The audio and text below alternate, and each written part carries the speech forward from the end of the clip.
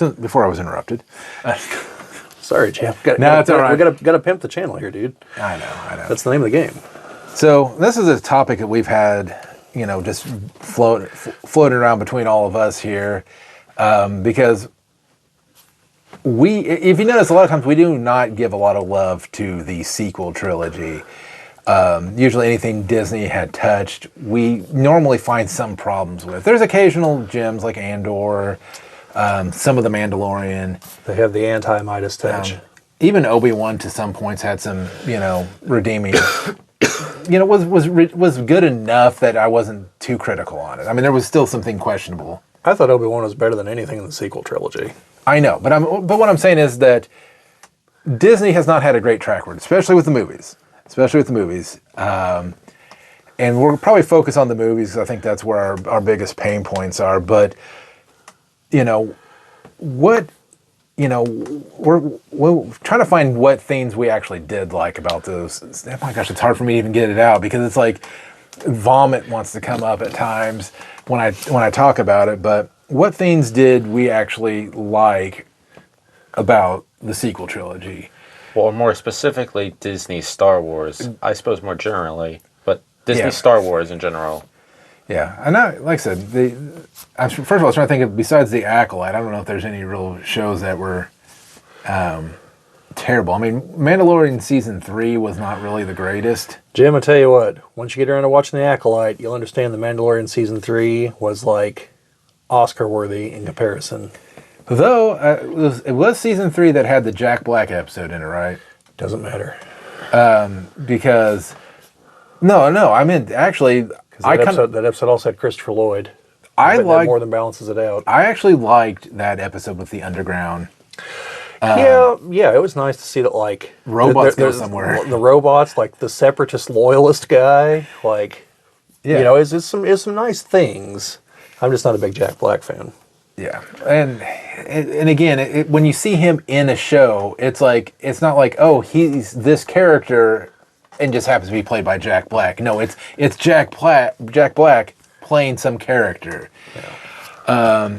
And then Lizzo for some reason. Nothing against Lizzo. It's just kind of both those characters kind of pulled you out. And it's just like, it's something about the way that being an actor is supposed to take the famous person out of it. And sometimes just certain characters just don't really do that. I think Jack Black does great for voiceover work because while you may know it's him doing the voices, you can't see him. And again, nothing against his looks. I'm not saying he's like... Yeah, our point isn't like, oh man, he's hideous. Like, no. It's that he usually plays himself, like we said in the last episode. But, I think in the Last Jedi, I think the throne scene could have been spectacular, and I think on the first watch it was like, oh, this is awesome, But then when you actually look at it, and you're like, weapons are disappearing, and people are doing things that just don't make sense. People falling backwards when no one's around them, and there's not like a force push going on, and you just realize it's a terribly choreographed, fight scene, which had the potential to be, maybe in the top 5 greatest fight scenes in any of the Star Wars movies, and then they screw it up with terrible choreography. Which, speaking of which, that would be something if they ever went back and did a special edition, redo that whole thing, fix it. Yeah. Because, it was kind of dumb with the way they killed Snoke. Whatever, but everything else after that should have been a good fight scene, and it wasn't. Yeah. Interesting side note to kind of what you were saying there. The episode 6 of Andor, all of a sudden Bail Organa is no longer Jimmy Smits. He was replaced by Benjamin Bratt. And it's just like, who the hell's this guy? Oh, that's Bail Organa? No, it's not. Why? Scheduling conflict. Oh. Because a lot of people are like, oh, well, I mean, Rogue One was 10 years ago. He looks too old. Like, no, the guy who made the show. It's like, no, it's a scheduling conflict. Like, it was this, or like you're waiting another year for Andor. So, yeah, I mean, don't get me wrong. Like, Benjamin Bratt plays the part just fine. He's a decent actor. But it's like, he's not Jimmy Smits. Like, Jimmy Smits is a larger man. And, just looks different. Like, I don't know that there is a guy that looks kind of like Jimmy Smits out there, but like, then I see other people like, I didn't even notice he's replaced. I was like, how could you not? Like, you're literally telling me that like all Hispanics look the same to you or something. Like you would never confuse these two people, It'd be like Wesley Snipes and Lawrence Fishburne. Like, you will never confuse these two men. Like, yeah. So I just thought it was, kind of in line with what you're saying there. But I think there were a couple of glimmers of hope in the sequel trilogy that really stand out. So, like I said, if they fixed the throne room scene, I think it would be a standout moment in The Last Jedi. Nothing else in there is worth any 2 cents.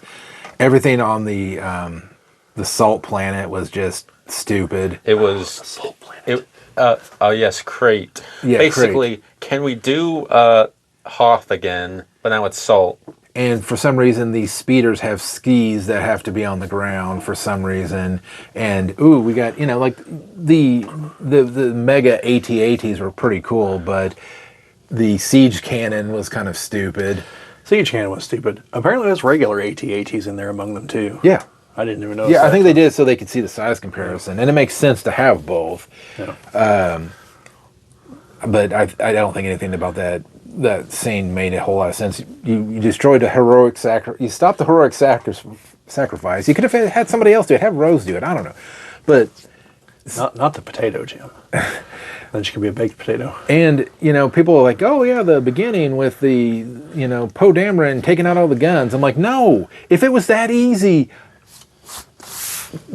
no capital ship would be saved for anything. Well, because the capital ship had a giant weakness in the middle of it, like it's a video game. No, not only that, it obviously never had its shields on, because the whole point of the turbo lasers are that you have to, well, first of all, get close enough, and second of all, you have to still take down the ship's shields, or you're just dropping bombs onto its shield, onto a shielded surface. Yeah. But none of that made sense. Like I said, but Force Awakens, I think they started off strong with Snoke. I think Snoke was a great idea. I think it had a lot of allure. I mean, we talked about it forever and ever and ever about who he was and all. Still disappointed it wasn't Porkins. I'm disappointed it wasn't anybody. It was just, he made him in a tube. Yeah, I guess technically it's like a corrupted version of Palpatine, I think is what we're supposed to believe. That he made him 7 feet tall. And well, it's the whole cloning a Force user thing. Or he was an older Force user, and they were using him as the template to try to figure out how to clone Palpatine. Well, I also wonder if they had to keep replenishing him all the time, and that's why they just had a jar full of them in Rise of Skywalker. I was gonna say I never read the Dark Empire comic, but I think that's what they had to do with Palpatine once they started cloning him. I think was that he kept needing new bodies because he was burning through him with his dark side powers or something. But in the Force Awakens, you had that moment where it could have been something great. But as I say, the one standout moment, since I know now where that went, would have been the Millennium Falcon chase on. My gosh, why can't I Jakku? On Jakku through the Super Star Destroyer and all of that. Well, I have to, you have to get, some whatever that she could fly that thing like that because, we'd have to assume that somehow because she messed with junk, she was a great pilot, even though she's never flown, besides her little, whatever. Great looking scene. And then in, obviously, The Rise of Skywalker, actually seeing the Emperor get a let loose. Even though everything leading up to it, after it, everything else... Everything else is trash, but that moment is glorious. That moment was glorious. Yes, you're all the Jedi. I am all the Sith. Yeah, which kind of leads you back to the Darth Bane theory, that it's just been him transferring all along, because then he would be all the Sith, because he would have literally been all of them. Well, from him onward anyway. Yeah. So 1,000 years of them, so. Owen, you want to go or you want me to go?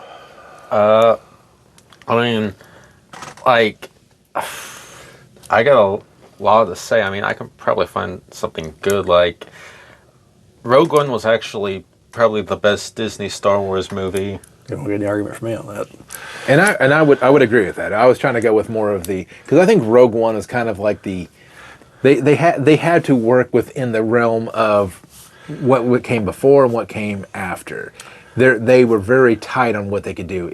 While there are some things that just don't quite work out, the fact that Darth Vader's lines when he boards the Tantive 4 don't make any sense. The whole, like, I literally just saw you leave with the plans. Like, why are you lying to me? Because what should have happened is the ship should have left like in a hurry before he even saw what it was. And Yeah, have the ship jumps to hyperspace, then he gets through and sees the empty room where it was, yeah. And then they're like, well, we caught a ship leaving, but we couldn't identify the, whatever. They had a jammer or something. Yeah. So we didn't see it. And then everything would have fit. But anyways, continue, Owen. I mean, I think Solo, a Star Wars story, had some good moments. Like, I mean, I just forgot most of the movie. I mean, the train scene looked cool. Yeah. Solo should have succeeded. Solo was not a bad movie. Was it a necessary movie? No. But was it a bad movie? Not really. I mean, I think the problem with Solo is that people boycotted it because of it was The Last Jedi. Yeah. The Last Jedi. And I mean, to be honest, I don't think they should have gave it the hate that they did, because I think it was actually a decent movie. It actually felt better in a more Star Wars sense than... Yeah, I mean, I still want to see this Donald Glover Lando project occur. Like, I liked him as Lando. And I don't, and the guy that played Han, like, I know he doesn't look anything like Harrison Ford, but like, I thought he did a decent job. So, just speaking of that, I wonder if the Millennium Falcon ever flirts with Lando while he's flying it. there's the extra scene we need in Return of the Jedi. Oh, welcome back aboard, Lando. How's it been? I've got a port you can... It's a long story. We'll tell you if we survive this Death Star attack. Yeah, Yeah. Andor later on, I'm talking to Han. Like, Han's like, I know. Just Force Awakens. I mean, Force Awakens, it had good scenes. I think it was the best of the sequel trilogy. I would agree with that. It had a promising start. I think, like, all the stuff with... I think in that movie, Finn was a good character. Yeah, Finn had, again, everybody had this potential to be, like if they had wrote it like an actual arc for each of these characters, even Snoke and all that, it would have been a better put together thing. There is one major issue I have with The Force Awakens, though. Even though I think it's the best, the major one is Starkiller Base, because the weapon makes no sense. Cool, you suck the energy of a star, that's fine. But how the hell do you fire it across space and expect it to take any time to, does it go through hyperspace at that point when you fire it? it can't, because like you could see it, I know. and also how can you see it? So, was it should have taken, like, a stupidly long time to reach anywhere. Well, yeah, Yeah. they should have fired it back during the, it was like, we happened to... Back during the Infinite Empire. Yes. And then it would have gotten there. And yeah, because that and when they were on Maz Kanata's planet and seeing it fly over. Yeah. It should have never been close enough to see. Right. Yeah, no. People don't understand how space works. Well, I think that's more specifically old Jar Jar Abrams doesn't understand how space works, because he did some similar things in Star Trek, where like there are things that just should not be happening based on the lore of the setting. And that, Like it's something similar actually. It's Kirk and old Spock being able to see the destruction of Vulcan. Like unless that's in the same system, and even then it would take time for them to see it and everything. Like, Because they did actually have a weapon that could fire through hyperspace, and that was that...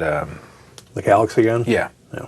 And that would have been fine. Like if they would have had Ilum being, they had to like suck the power of the sun to fire the galaxy gun for some whatever reason.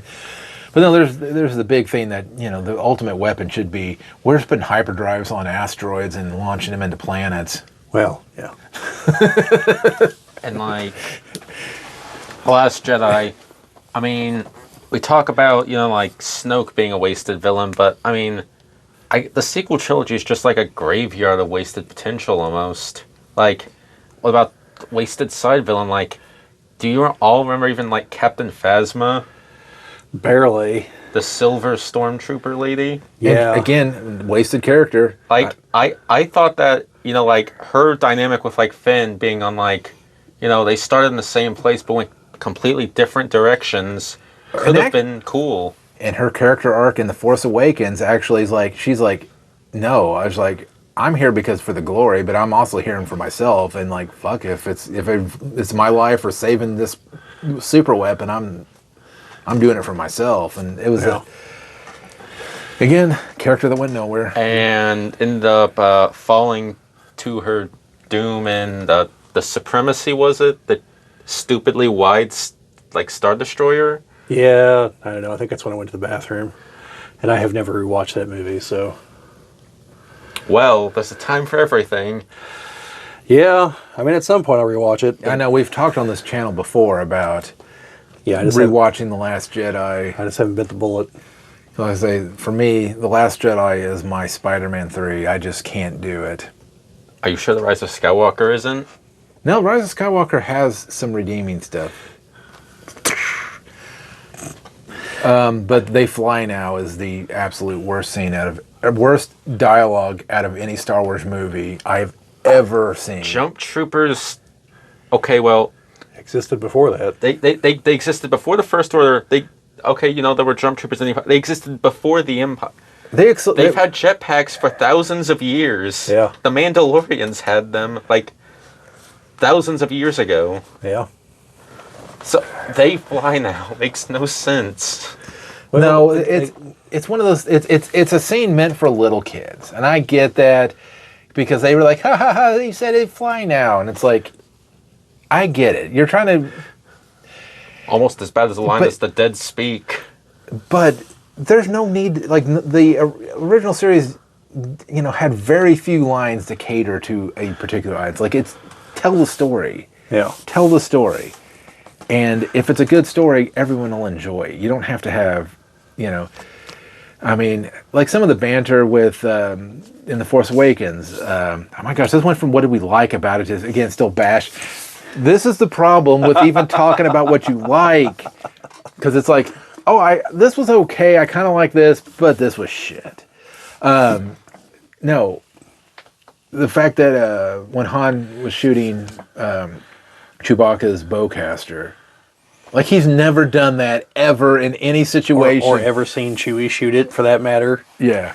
Like, the whole being surprised by, like, oh, wow, I just took out like 5 guys. Like, we've been together for like 30 years. How have I never noticed this? Yeah. No. Well, it'll be longer than that. But it does foreshadow the fact that Kylo Ren tanks one of those bowcaster shots. Now, Well, you see, whenever talking about the good, you have to talk about the bad. It's as Palpatine said, to understand the great mystery, one must study all its aspects. One must take a larger view of the sequel trilogy. Yeah, anything else in there you like, Owen? Before I start my diatribe here? I don't know, like, The Mandalorian's first seasons were good. I thought, you thought that Mandalorian season 3 was like Picard season 2, almost unwatchable. I still haven't watched Picard season 2. Book of Boba Fett could, I thought seeing Cad Bane in live action was pretty cool. Rest of Book of Boba Fett wasn't so cool. Missed opportunity to really have the Rancor go to town on things, but Missed opportunity on the Space Vespas. And that's an opportunity that should have been missed. All right. I don't have anything else to say. All right, here we go. We're going to time this and see how long this takes. All right, what That's do you all I've got. Just a laugh. Okay, focusing on the sequel trilogy. I'm not gonna lie, I did get a chuckle when Luke just tossed the lightsaber over his shoulder. Like before I thought of the greater implications of that moment. Like in the moment, it was funny, but then it was like even before I even left the theater, I was like, that was stupid. Like that wasn't funny. Well, I was gonna say Mark Hamill, Mark Hamill even said that he didn't even like the direction they took Luke. Like they said, this is just not a natural direction. Okay, he's in exile. I could get that, but everything else leading up to it, I mean, he's turning into Anakin. He's turning into just a whiny baby. Yeah. But anyways, I liked the force projection across the galaxy because even though we didn't get the, Luke could literally just crush all these guys in a moment, we did get the, let's see anyone else do this part, I did not like the fact that, apparently that was enough to kill him. And he died doing what he loved, staring at the twin suns. So, didn't care for that.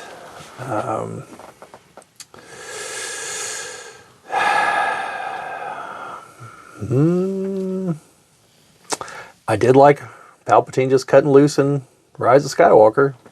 That was nice. I did like Lando coming back in Rise of Skywalker. Didn't really do much with him, but I liked the fact he was back. And even though I don't really care for the final battle much either, I like the fact they brought Wedge with them. That was a nice touch. Just to see, some other characters that should probably still be alive joining up.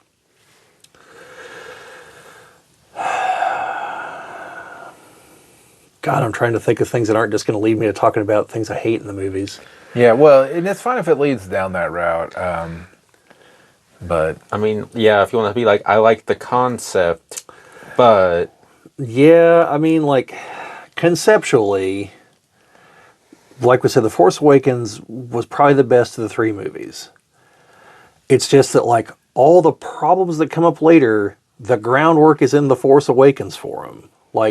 Killing Han Solo was a major mistake, in my opinion, from a narrative standpoint. There was so much left to do with Han. Now, I'm not saying he couldn't die before the end of the trilogy, but to have him be there and, kind of help the rebellion, kind of help Rey, or maybe Poe or Finn, to kind of guide them along and then get killed, to have his death maybe be the genesis of Kylo Ren turning back to the light side, so that it's not him that kills him. Something like that could have been better. Have him be part of trying to redeem Kylo Ren. Have him be the one trying to find Luke to try to redeem Kylo Ren. Narratively, there were so many things left to do with him. And the same thing with Leia. Now, Leia obviously ran into the hard fact that, Carrie Fisher died. There wasn't anything we could do about that. I was actually kind of surprised that they didn't kill her off in Last Jedi just to... Well, that was the thing. They had time to... What was it? No, they couldn't change it. Oh, yeah, that's what it was her and Luke. They had time because of the reshoots and everything that once she was dead, they could have chosen to kill her off and not kill Luke, since Mark Hamill was still alive. Yeah. And they were just like, nah, let's not. Because, Rian Johnson, he knows better than all of us. Not really, but it's a shame like his other movies. I liked the way the hyperspace ramming scene looks. I think it's utterly ludicrous from how everything in Star Wars works, but it looks fantastic. Also, I'm all aboard for Holdo just, dying in any way, shape, or form, but, that way works, I guess. Because she was a moron. Because that whole, what you were talking about earlier, as far as how easily Poe just, wiped out the TIE fighters and then the capital ship and everything. It's and then she's like, oh, well, you can't solve all your problems by jumping into an X-Wing. And I'm like, I saw the beginning of the movie. I'm pretty damn sure you can. Give Poe an X-Wing. This problem will all be solved. That's clearly what should happen here. We established that back in the first movie, which again is that whole, all of our problems come back to that movie. Because Poe was too good. Because J.J. Abrams doesn't understand anything. You can't have Poe just flying and wipe out 10 TIE fighters. It's why are the other fighters even there? From a realistic standpoint, the rebellion knows he's that good. He knows he's that good. Why is the First Order even sending fighters? I mean, they should have just stuck him in one of the bombers, too, and he could have taken out that, too. He's like, hold on, I'm going to fly back and get into the bomber. Yeah. So, like, the single greatest tactical thing the First Order did was take out their fighters. And then all of a sudden they're like, oh, pull back, we can't cover you. I'm like, from what? They just blew up all their fighters. Like, they clearly have free range to just do whatever. Like, plus the Empire, the First Order, doesn't give a damn about their TIE fighter pilots. Like, that's the whole point. Well, and the fact that they... Plus, their lead one has the Force. I'm sure he'll be fine. Well, and the fact that they were able to somehow... Take out the bridge and kill Admiral Akbar? Yes. Without destroying any shields. Yeah. And the only thing they could possibly say is in that moment is that they had to have their shields focused on the rear. Yeah. But even then, I don't think they would, because they were barely even tagging the rear with any consistency. So I will say... I kind of liked when it was a Canto Bite, when like they didn't hook up with the guy they were supposed to, and they ended up hooking up with someone else. Like the whole like, oh, this sounds like an awesome plan, then it gets derailed, but somehow looks like it still might work. I was actually okay with those parts of that, but then the whole like, oh, but by the way, like, let's free Broom Boy and the others and the horses, and it's like, you know, your colleagues are like dying out in space, right? Like, you don't have time for this crap. And then the fact that the other guy ended up, you know, being a traitor, I'm kind of okay with that too, because like he wasn't the guy, and like he kind of phoned it in that like, I'm going to screw you at some point. Like, I'm a thief, like, you know that. So like having the whole like thief with the heart of gold turn out to not have a heart of gold, I'm cool with that. Yeah.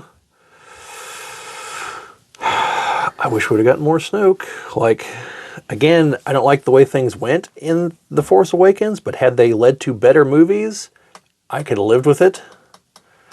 Well, and there was one big kind of like, you know, we're better than George Lucas moment where they're like, here's the first Death Star, here's the second, and here's Stark. I'm like, what was the point of that? I mean, obviously one's a planet. Yeah, I mean, also, I did kind of like the almost self-referential moment of Han trying to tell Finn, that's not how the Force works.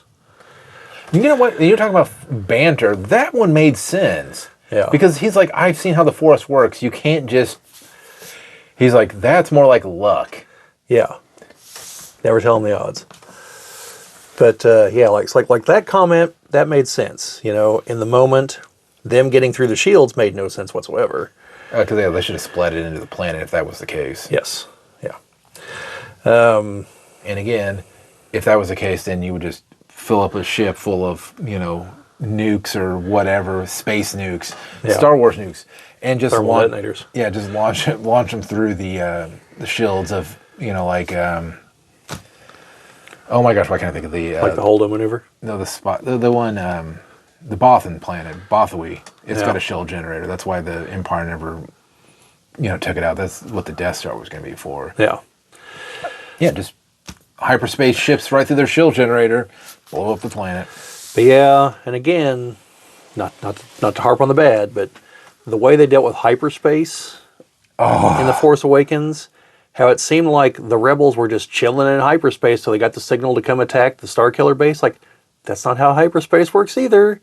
You don't just like pull over in the hyperspace lane and wait. Like you're in motion. Like you can't just like do laps. And then of course that leads to Revenge of the Sith, where it's like, oh, we just materialized in the atmosphere on a planet with something right in front of us. You mean Rise of Skywalker? Yeah, Rise of Skywalker. Yeah, it's definitely not Revenge of the Sith. Sorry, folks. Thank you, Owen. In Revenge of the Sith, they still use hyperspace rings. Yeah. Rise of Skywalker, where they're just like boom, boom, boom, boom, boom, boom, boom, that one sequence where like half the time like in the atmosphere on a planet with like something right there. Like I've seen the other Star Wars movies. You can't initiate the hyperspace jump that fast. You would be just splattered because you're still going at near light speed. Like you'd just be, like you wouldn't even have time to think, oh shit, you'd just be dead. And I think they get some of that from Return of the Jedi. I think there's a scene where all the ships are coming in out of hyperspace and they kind of like look like they almost come to a stop. But it's not that. It's that they go from light speed to slowing down speed, Yeah. which immediately looks like they're going to a crawl because they went from, faster than light to not faster than light. Right. So it's going to look very drastic. They don't come to a stop. Right. They're still moving. But yeah, so you had those. As a character, I liked Poe Dameron. Again, other than the fact that he's way too good for not being a force sensitive or something, like, he's fine as a character. Finn started off fine as a character, then they did nothing with him. Rey from the beginning is almost bad. Not when she's on Jakku until she gets in the Falcon, but like from that point forward, it's just like, you're like, why don't you just give her the lightsaber, send her into the Starkiller base, she's going to win the whole war for you. Like, that's what's going to happen here. And there's no explanation, there's no buildup. And I know people say that about Luke, but like, no, there are little clues. Plus, Luke suffers a few major setbacks along the way. So yeah. Yeah, I mean, yes, Luke was able to torpedo the first Death Star. He had Obi-Wan guiding him, and the Force guides you a little bit. And it's like, okay. And I get Rey being able to do certain things, but her being able to battle Kylo Ren should never have happened in the first movie. It should have been like her getting her, just thrown around, and then the chasm opens up, and him going, next time. Yeah. Something, and then she gets saved by that. Fine, she pulled the lightsaber to her. I'm okay with parts of it. Because again, The Force Awakens is the root of our problems. From her beating him there, even though, yes, he did take a hit to the side and everything, but he just, like, bodied Finn like he was nothing. Like, should have killed him, because I'm pretty sure he just, like, fried his spine with his lightsaber, but, whatever. From that point forward, Kylo Ren's not a threat. Like, she's proven she can beat him, and she's only going to get stronger as the trilogy goes on. So the second movie, of course she's going to beat him. By the third movie, like, I don't even know why Kylo Ren's bothering. Like he's clearly not the threat. And since they took out Hux and they took out Snoke, like, of course it has to be the Emperor. Like, what else do you have? Who else do we have that we know could be a threat? That rando Imperial general who shoots, I just said his name, who shoots Hux. Like, no, he's just some guy. But Hux, they destroyed him in the beginning of The Last Jedi, where Snoke just, like, throws him around like a rag doll. Like, could never be taken as a serious threat after that. He should have shot Kylo Ren in the back whenever he was down. Like, that would have proven he was a real threat. Be like, enough of this lightsaber crap. Yeah, because he went from being like, a very intimidating individual in The Force Awakens, Yeah. Giving that whole speech. Yes. Yes. I don't know what kind of vibes they were trying to give with that. I think I do, and I think they accomplished it, but because I hear you shouldn't watch it in German. But, like, that's clearly what they were going for. But now from the sequel trilogy, that's about it that I actually liked. It's a lot of wasted potential. I mean, like, the rest of the stuff they made, Rogue One was excellent. Andor is excellent. Solo was at least good. I thought the Obi-Wan series probably should have just been a movie and condensed it down and maybe remove Reva because she's just an annoying character. Nothing against the actress, it's the way she's written. Like that character would not be allowed to exist in the Inquisitor Corps. Like, the Grand Inquisitor would have killed her a long time ago because she's just sitting there basically just defying orders constantly. Like, in an organization that has no trouble killing insubordinate subordinates, like, she would not have lasted. Yeah. That's my main problem with her. Or at least be like the other Inquisitors and have multiple missing limbs. Yeah. So I only have a few problems with the Obi-Wan series. Overall, I liked it. I liked Ahsoka. I've got some problems with it, but I liked it. It was entertaining. And like I said, The Mandalorian Season 1 and 2 are great. Probably my favorite moment from anything Disney's done is in the end of Season 2 of The Mandalorian when Luke shows back up. And that was the whole, like, let's see Luke in his prime where he just dismantles the Dark Troopers like they're nothing. And you could tell everyone's like, oh, it's only a single X-Wing. And I'm just like, it was one of those moments like, surely to God, it's not going to be what I hope it is here. And it was. And like, not going to lie, there was a tear in my eye at that point. But yeah. Hey, there's a thing we could go into the Dark Trooper program a little bit further and have Kyle Katarn come in. Yeah. But like, season 3 of The Mandalorian was watchable, but it wasn't great. Hey, I just realized what I just did there. That's it. I segued into our next topic. Well, but yeah, yeah, like I said, except for the Acolyte, there was like, I am hard pressed to think of anything that was good in the Acolyte, other than old Squid Game. He was good. I feel bad for him, but other than that, yeah, no, that show was bad. So yeah, that's me. This has been a clip from one of our podcasts. The link to the podcast that this is from will be down in the description. And if you like what you saw here, like, share, subscribe, all that fun stuff. This is YouTube. Presumably you know how it goes. Thank you for watching, and see you folks later.